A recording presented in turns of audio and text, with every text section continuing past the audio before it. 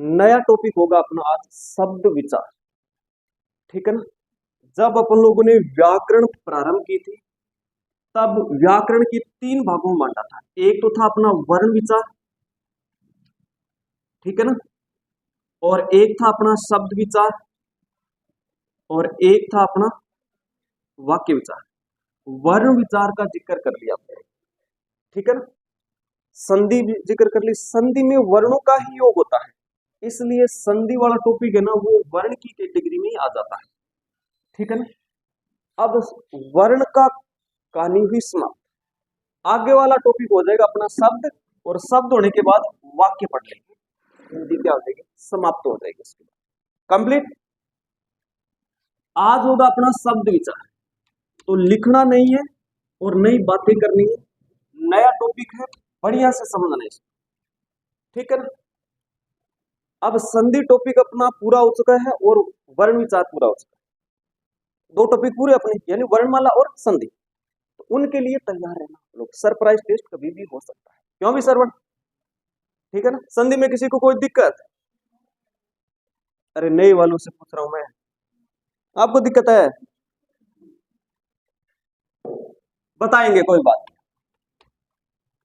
चलो करते हैं स्टार्ट।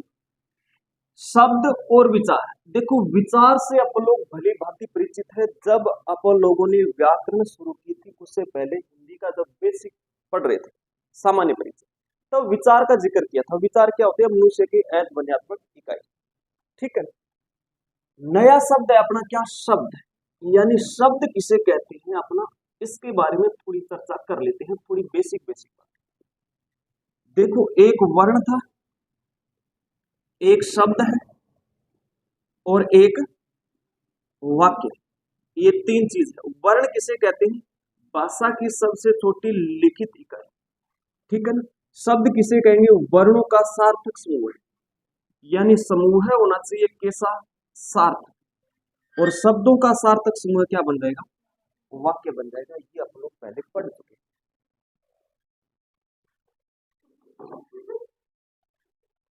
हाँ, ये पहले अपन लोग पढ़ चुके हैं। तो शब्द की देखो परिभाषा क्या होगी। शब्द किसे कहेंगे? शब्दों में ना वर्णों का योग होगा, ठीक है ना, वर्ण। और वर्ण कैसे होने चाहिए? सार्थक हो जाएंगे ना, तब ये क्या बन जाएगा? इनका एक समूह है बन जाएगा, ठीक है ना। तो शब्द की परिभाषा क्या हो जाएगी? वर्णों का सार्थक समूह है। और वर्ण कितने हो सकते हैं? दो भी हो सकते हैं और दो से अधिक भी हो सकते हैं, ठीक है ना। तो हम परिभाषा बना देंगे क्या? दो या दो से अधिक सार्थक वर्णों का समूह है, क्या कहलाएगा? शब्द कहलाता है। शब्द कहलाता है, ठीक है ना। ये हो जाएगी शब्द की परिभाषा, ठीक है ना। दो या दो से अधिक सार्थक वर्णों का समूह क्या कहलाएगा? शब्द कहलाएगा। कंप्लीट। आगे वाली शब्द के बारे में बेसिक चर्चा कर रहे हैं आप लोग, ठीक है ना। आगे वाली कंडीशन क्या हो जाएगी?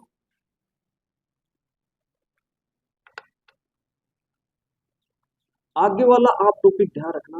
यदि आपसे पूछ लिया जाए क्या अर्थ के आधार पर भाषा की सबसे छोटी इकाई, किसके आधार पर? अर्थ के आधार पर पूछ रहे हो, ठीक है। और भाषा की कुल कितनी इकाई होती है? भाषा की इकाई, इकाई कह सकते हो या फिर कह सकते हो आप अंग, ठीक है ना। इकाई कह सकते हो या फिर कह सकते हो अंग। तो कितने होते हैं? तीन होते हैं। पहला है अपना वर्ण, दूसरा हो जाएगा अपना क्या? शब्द, और नंबर तीन क्या? अपना वाक्य।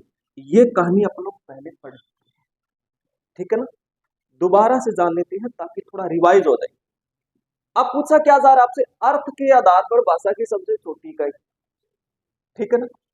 यदि वो डायरेक्ट पूछ रहा है आपसे क्या, कि भाषा की सबसे छोटी इकाई बता दो भाई साहब, डायरेक्ट उसने उसने पूछा तो तब जवाब देंगे अपन लोग ऊपर। और उसने पूछा अर्थ के आधार पर, तब अपना जवाब क्या रहेगा, शब्द रहेगा। क्यों, क्योंकि वर्ण का कोई अर्थ नहीं, ठीक है ना। ये कंडीशन है कंप्लीट। किसी को कोई दिक्कत। अब जो आगे वाली कहानी अपन लोग शुरू करेंगे वो अपना शब्द भेद के रूप में पढ़ेंगे। उससे पहले ये बेसिक दो तीन बातें आप नोट कर लो, फिर चलते हैं आगे।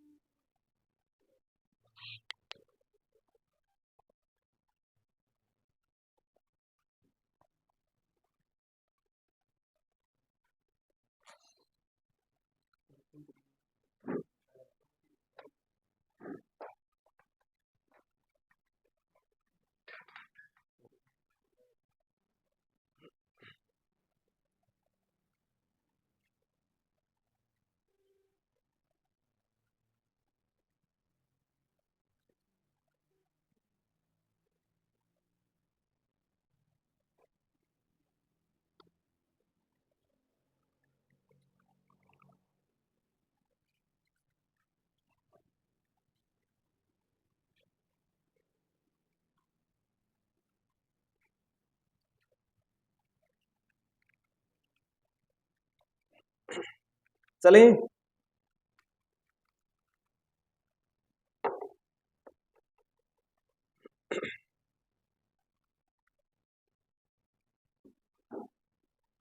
चलें क्या।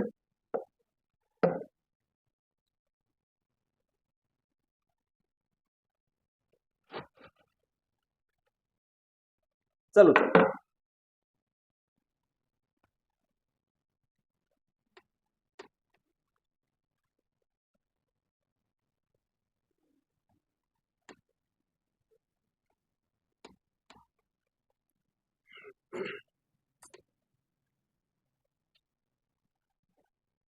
अब करेंगे शब्द भेद, ठीक है ना।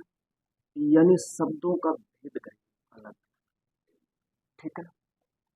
कितने तरह से करेंगे या फिर कितने प्रकार से हम करेंगे, उसको चार भागों में डिवाइड करेंगे या चार प्रकार से अलग अलग करेंगे। एक ये हो जाएगा, दो ये हो जाएगा, तीन ये हो जाएगा, और चार, ठीक है ना। चार भागों में इसको पढ़ेंगे। लिखना नहीं है, बाद में लिख लेना आप, ठीक है। पहला हो जाएगा अपना कौन सा, उत्पत्ति के आधार, उत्पत्ति के आधार पर, ठीक है ना। दूसरा हो जाएगा अपना कौन सा, रचना के आधार, रचना के आधार पर, ठीक है ना। तीसरा हो जाएगा अपना परिवर्तन के आधार, परिवर्तन के आधार पर। और नंबर 4 हो जाएगा अपना कौन सा, अर्थ के आधार, ठीक है ना, अर्थ के आधार पर, ठीक है ना। बढ़िया से समझना इसको। असाई वालों आपके लिए यहां से मैं कह सकता हूं क्वेश्चनों का अंबार मिलेगा आपको, यानी इसके आधार पर, यानी कि लगभग यहां से क्वेश्चन बढ़ते हैं। यदि असाई को हटा दिया जाए, या फिर कह सकते हैं आरएस और असाई के लिए मुख्य रूप से क्वेश्चनों की संख्या यहां से देखने को मिलेगी काफी। सर बाकी के लिए इनमें मिल जाएगी आपको रचना के आधार पर, परिवर्तन के आधार पर, नहीं तो अर्थ के आधार पर मिलेगी। परिवर्तन के आधार पर मिल जाएगी और रचना के आधार पर भी मिल जाएगी आपको, ठीक है ना। आरएस और असाई के लिए मुख्य रूप से ये चारों है, और अन्य जो तैयारी कर रहे हैं आपके लिए भाई साहब इन तीनों पर ध्यान में रखना, ठीक है ना।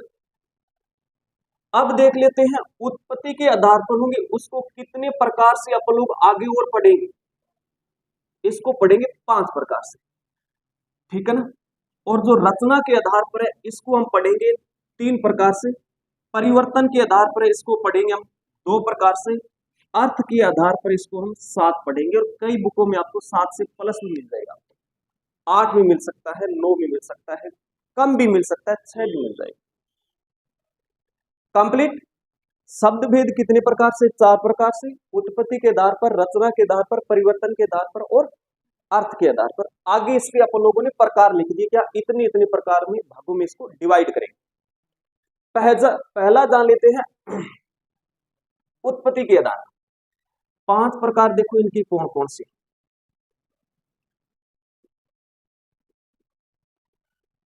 ये 5 हो जाए। पहला हो जाएगा अपना कौन सा,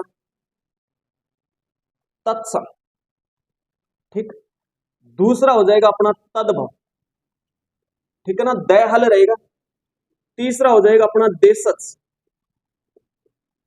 और नंबर 4 हो जाएगा अपना विदेशी, ठीक है। 5वां हो जाएगा संकर। ये संकर ऐसा लिखा जाएगा, ये आएगा दंत यस्कार आएगा, वो शिव शंकर वाला शंकर नहीं हो, ठीक है ना। ये इसके 5 प्रकार हो जाएंगे। आगे वाला देखो किसके, रचना के आधार पर कितने हो जाएंगे, 3 प्रकार।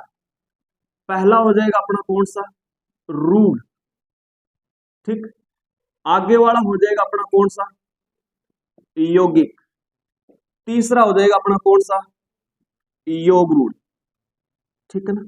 ये किसके आधार पर हो जाएंगे, संरचना के आधार पर, ठीक है। कई जगह इसको बनावट के आधार पर भी मिल जाएगा, ठीक है ना। परिवर्तन के आधार पर कितने प्रकार है इसके, 2 प्रकार, ठीक है ना।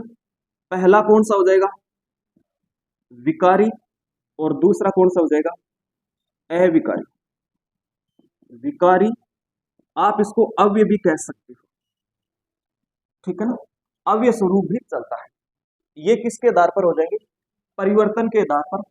अब जो पढ़ेंगे वो कौन सा हो जाएगा, अर्थ के आधार पर। इसमें चलेगा अपना कौन सा, पर्यायवाची चलेगा, ठीक है।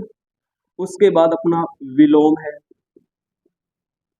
ठीक है, अनेकार्थक है, ठीक है, ठीक, एकार्थी है, ठीक, समानार्थी है, ठीक, शब्द युग्म है,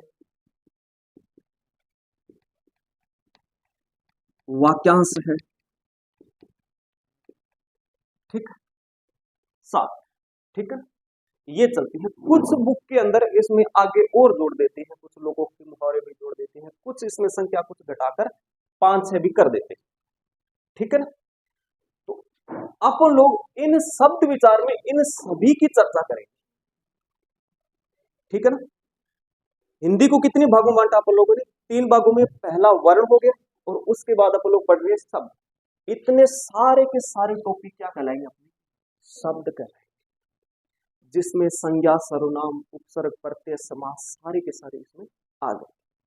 अब शेष कौन सा रहा इसके अलावा, यानी अपन लोगों ने अध्ययन कर लिया और इसमें नोट कर लिया। इसके अलावा कौन से रह जाते हैं, इसके अलावा अपने टॉपिक रह जाते हैं दो।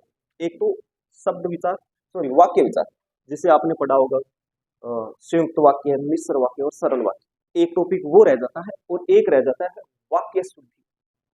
इसके अलावा दो टॉपिक रहते हैं, उनका जिक्र करेंगे इसके बाद। ठीक है, यहां तक किसी को कोई दिक्कत? दोबारा देखो, हमने क्या पढ़ा? शब्द भेद, यानी शब्दों का भेद करेंगे। कितने प्रकार से? चार प्रकार से। उत्पत्ति के आधार पर, रचना के आधार पर, परिवर्तन के आधार पर और अर्थ के आधार पर। उत्पत्ति के आधार पर 5 ही है, रचना के आधार पर 3 ही है, परिवर्तन के आधार पर 2 ही होंगे। हाँ, इसमें कुछ आंकड़ा ऊपर नीचे हो सकता है। ठीक, उत्पत्ति के आधार पर कौन से हैं? तत्सम, तद्भव, देशज, विदेशज और संकर।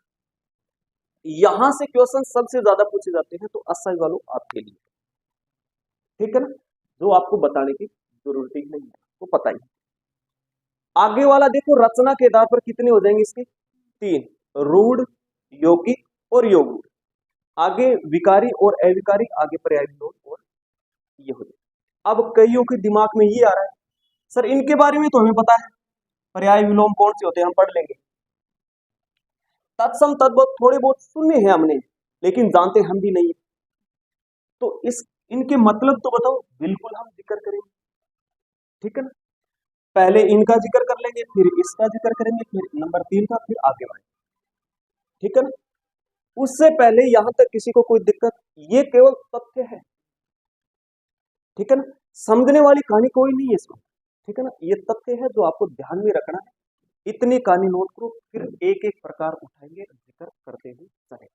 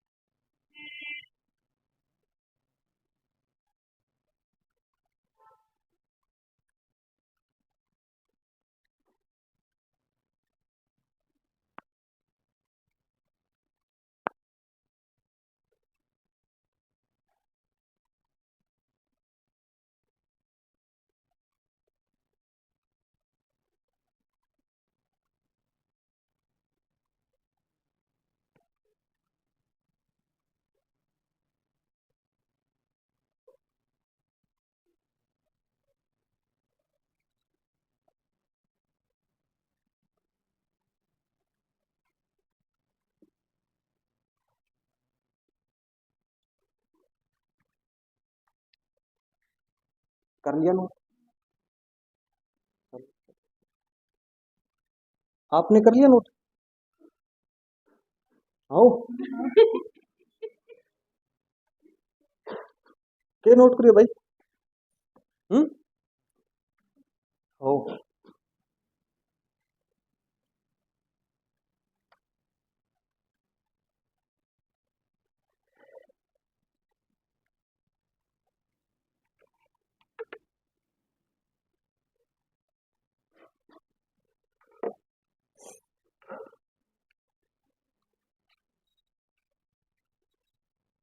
बातें शुरू होगी, इसका मतलब आपने नोट कर लिया है ना? या हाउ? देखो एक हाउ होता है, एक हाउ होता है, दोनों में अंतर है। इधर वाले हाउ बोलते हैं, पढ़ लियो के हाउ या हाउ। जैसे मैं को हूं बोलते हैं, मैं वो काम कर लियो, हूं कर लियो। कई हमें भी बोले हमें। ठीक है, अलग अलग क्षेत्र की अलग अलग भाषा। ठीक है, कर लिया नोट? आगे चले, आगे चलते हैं।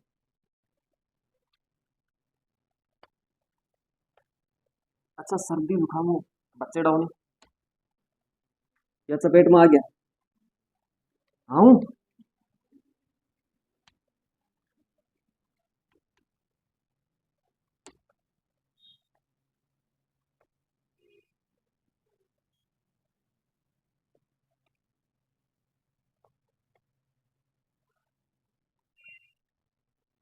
चलो आगे चलते हैं। पहला प्रकार उठा लेते हैं आप लोग, किसके आधार पर? उत्पत्ति के आधार, आधार पर। कितने प्रकार किए थे? 5 प्रकार किए थे। किसके आधार पर? उत्पत्ति के आधार पर। कौन कौन से थे? ठीक है ना? वो तत्सम है, ठीक है, तद्भव है, ठीक है। तीसरा कौन सा था आप लोगों ने? देशज। 4 नंबर विदेशी, और नंबर 5वां कौन सा हो जाएगा? संकर। ये 5 प्रकार किए थे, ठीक है ना? तत्सम है, तद्भव है, देशज, विदेशज और संकर। ये किए थे अपन लोगों ने 5 प्रकार। अब सबसे पहले देख लेते हैं कि तत्सम तद्भव क्या होता है, देशज क्या होता है, विदेशी क्या होता है और संकर क्या होता है। ठीक है ना? पहले इन दोनों का जिक्र कर लेते हैं, फिर आगे देशज विदेशी और फिर हो जाएगा अपना संकर का जिक्र। तो सबसे पहले लिखेंगे अपन लोग क्या? तत्सम। ठीक है ना? तत्सम का क्या मतलब होता है और तत्सम किसे कहते हैं? ठीक है ना? समझो इसको। क्या नए वालों इसमें संधि है क्या? नए वाली आगे वाली लाइन बताएगी इस शब्द में संधि है क्या? तत्सम में है क्या? अरे बिल्कुल है। तद प्लस सम, शब्द क्या था अपना? तत्सम। ठीक है ना? अच्छा संधि है, ठीक है, मैंने बता दिया संधि। अब बता दो बीच वाली लाइन ये बताएगी कि कौन सी संधि है। बीच वाली लाइन ये बताएगी इसमें कौन सी संधि है। अरे नहीं पहचान सकते? हम्म? अरे ये आदत है, इसको समझ रहे हो ना? ये आदत है। ये देखो पहचानना कैसे है, तरीका देखो। ये तत्सम है और इसका संधि विच्छेद किया था अपन लोगों ने, तद प्लस सॉरी सम। ये हो जाएगा इसका क्या? संधि विच्छेद। अच्छा स का सॉरी मैं का मैं सेम है, स का स सेम है, तय का तय क्या है? सेम है। ये जो आधा तय है जो किस में बदल गया? द में बदला। यानी कि कहने का मतलब तय है जो द में बदल रहा है। लास्ट में क्या मिला? हमें व्यंजन मिला, यानी व्यंजन परिवर्तन हो रहा है तो व्यंजन। समझ रहे हो ना? तो इसमें व्यंजन संधि हो जाएगी। ठीक है ना? कौन सा? ठीक है, उल्टा कैसे हो रहा है?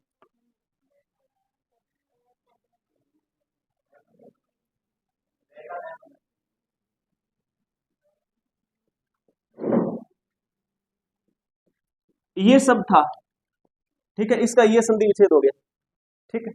अब ये कह रहे हो कि यहाँ पर तय आना चाहिए, तब जाकर इसका तीसरा रूप बनना चाहिए, यानी प्रथम वर्ण के बाद तीसरा रूप बनना चाहिए, ठीक है वैसा वो बनना चाहिए। लेकिन हिसाब से क्या होता है, यदि ये इसका संधि विच्छेद करते हैं ना, तद प्लस सम, ठीक है, बहुत जगह ये भी मिलेगा आपको, ठीक है ना, लेकिन ये क्या हो जाएगा फिर गलत, क्योंकि तद तत् नहीं होता, क्या हो जाएगा, तद हो जाएगा, और वो इसको भी संधि मान लेते हैं, इसमें कोई परिवर्तन नहीं हुआ फिर भी इसको संधि मान लेते हैं,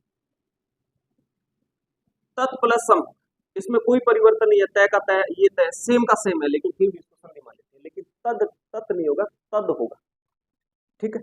ये भी नियम चलता है, अपन लोग किस में पढ़ेंगे, यदि पढ़ते हैं ना, जैसे नियम नंबर अपना कौन सा पढ़ा था, तीसरे से पहले अपन लोग पढ़ा था दूसरा, दूसरे नियम में पढ़ा था ना अपन लोगों ने, पहला वर्ण किस में बदलेगा, पंचमाक्षर आए तो प्रथम वर्ण किस में बदल जाएगा, पंचमाक्षर, और एक नियम ये भी पढ़ा था उससे पहले, प्रथम वर्ण के बाद यदि कौन सा है, जैसे स गोस आ जाए तो प्रथम वर्ण किस में चला जाएगा, तृतीय वर्ण में बदल जाएगा, ये ऐसे कुछ।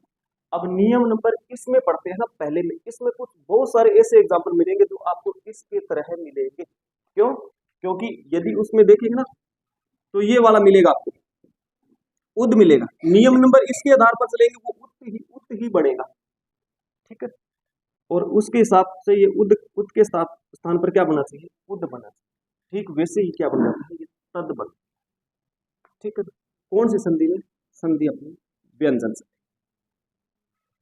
ठीक। तत्सम शब्द किससे बना है, तद प्लस सम से बना, ठीक। अब देखो सम का अर्थ क्या होता है, सम का अर्थ होता है समान, ठीक है, तद यानी उसके,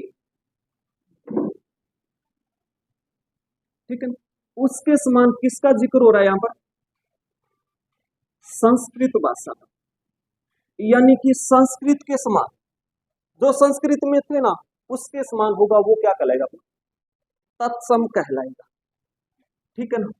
तो तत्सम शब्द किसे कहेंगे अपन लोग, वे शब्द, अब देखो हिंदी में कितने तरह के शब्दों का प्रयोग किया जाता है, एक तो संस्कृत के, एक तो वो शब्द जो संस्कृत के प्रयोग किया जाता है, यानी कि हिंदी में 5 तरह के शब्दों का प्रयोग किया जाता है, एक तो वो जैसे संस्कृत से जो कि त्यों अपन लोगों ने हिंदी में अपना लिया, एक वो जो संस्कृत में थोड़ा परिवर्तन कर दिया फिर हिंदी में अपनाया, एक वो जिनको पता ही नहीं कि भाई साहब ये कहां से उत्पन्न हुआ है, कुछ समाज के कारण कह सकते हो, या कुछ क्षेत्र के कारण कह सकते हो, यानी कुछ क्षेत्रों में ऐसे शब्दों का प्रयोग किया जाता है जिनका उत्पत्ति का कोई पता नहीं होता, यानी वो क्षेत्र के आधार पर या फिर समाज के आधार पर वो शब्द बने, विदेशी स्वर है, सॉरी विदेशी शब्द, यानी कि अपने हिंदी भाषा में विदेशी भाषा के शब्दों को खूब प्रयोग किया जाता है, जैसे अंग्रेजी, ठीक है, आजाद है, ठीक, गुलाम है, ये सारे के सारे क्या है, विदेशी शब्द। अब संकर शब्द क्या हो जाएगा, दो दो अलग अलग भाषाओं से मिलकर बना एक शब्द क्या बन जाएगा, संकर शब्द। तो कुल मिलाकर अपने हिंदी भाषा में 5 तरह के शब्दों का प्रयोग किया जाता है, और उनमें सबसे पहला कौन सा है, तत्सम, यानी किसके समान होगा, ये संस्कृत के समान होगा, यानी वे शब्द जो ज्यों के त्यों हिंदी में अपना लिए, किसके थे वो, संस्कृत के थे, और उनको ज्यों के त्यों हिंदी में अपना लिया गया है, वो क्या कहलाएगा, अपना तत्सम शब्द कहलाएगा, ठीक है ना। तो परिभाषा क्या बनाएंगे अपन लोग, वे शब्द जिन्हें, ठीक है, संस्कृत से ज्यों के त्यों हिंदी में अपना लिया गया, ठीक है ना। वे शब्द जो संस्कृत से ज्यों के त्यों हिंदी में अपना लिया गया, वो क्या कहलाएगा, अपना तत्सम शब्द कहलाएगा। देखो तत्सम और तद्भव को पहचानना थोड़ा सा टफ कह सकते हो, ठीक है ना, क्योंकि शब्द विचार है, शब्दों में जैसे पर्यायवाची है, विलोम शब्द है, थोड़े टफ है, लेकिन पढ़ना तो पड़ेगा। जैसे एग्जाम्पल से समझो आप कि शब्द लिखा अपन लोगों ने प्रथम, ठीक, ये प्रथम शब्द क्या अपना तत्सम शब्द है, यानी संस्कृत भाषा का शब्द है, यानी कि हिंदी में अपन लोग इन शब्दों का खूब प्रयोग करते हैं। प्रथम है, द्वितीय है, तृतीय, ठीक है ना, कौन सी भाषा का है? संस्कृत। आगे वाला देखो अपन लोगों का कौन सा हो जाएगा? तद्भव, ठीक, तद्भव शब्द कौन सा होगा? तद्भव, शाबाश, हमें क्या? अच्छा, इसमें संधि बता दो, तद्भव में संधि है संधि? अरे नहीं बोलो, अरे तो फिर पढ़ा क्या आपने?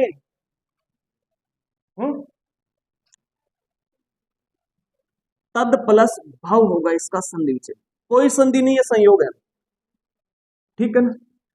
अब तद का अर्थ क्या बनाया था अपन लोगों ने? उस, ठीक है, भव यानी उत्पन्न, उसके कह सकते हो या फिर कह सकते हो उससे, उससे उत्पन्न किससे? संस्कृत, संस्कृत का जिक्र किया जा रहा है, संस्कृत कह सकते हो या फिर मूल भाषा भी कह सकते हो, ठीक है ना, मूल भाषा या फिर संस्कृत, ठीक है, किससे उत्पन्न हुई है? संस्कृत या फिर मूल भाषा से। ऐसे शब्द देखो, ये तद्भव शब्द कौन से होंगे? ये जैसे को मानकर चलो कोई संस्कृत भाषा का शब्द है, इसको हमने कोई परिवर्तन नहीं किया, वैसा का वैसा आप लोगों ने हिंदी में प्रयोग कर लिया, तब तो ये बन जाएगा अपना क्या? तत्सम, कोई परिवर्तन नहीं किया, वैसा का वैसा। और इधर क्या कर दिया, जैसे मूलतः वो संस्कृत का था और इसमें थोड़ा अपन लोगों क्या कर दिया? परिवर्तन कर दिया, तो ये क्या बन जाएगा अपना? तद्भव रूप बन जाएगा, इसका परिवर्तन रूप क्या बन जाएगा? तद्भव बन जाएगा, ठीक है, थोड़ा बहुत परिवर्तन करना पड़ेगा आपको, ठीक। अब देखो इसकी परिभाषा क्या बनी? वे शब्द तद्भव, यानी वे शब्द जो संस्कृत में थोड़ा परिवर्तन करके, या परिवर्तन रूप क्या कहलाता है अपना? तद्भव कहलाता है, ठीक है। मूल भाषा, मूल भाषा में, मूल भाषा के,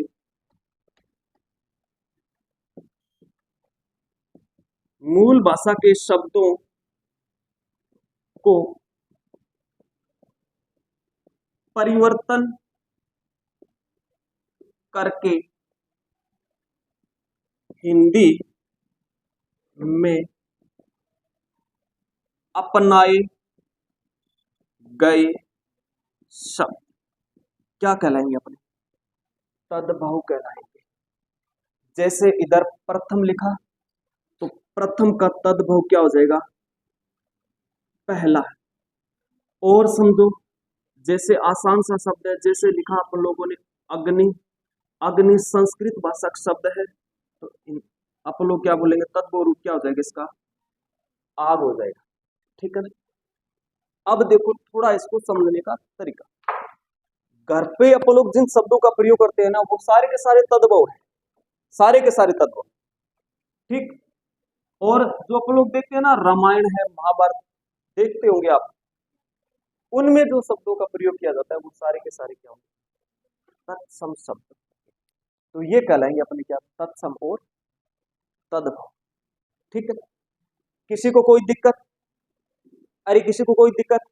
अब आगे समझेंगे अपन लोग इसको पहचान, यानी कि पहचानेंगे कैसे कि ये तत्सम है या ये तद्भव, ठीक है। उससे पहले ये नोट करो,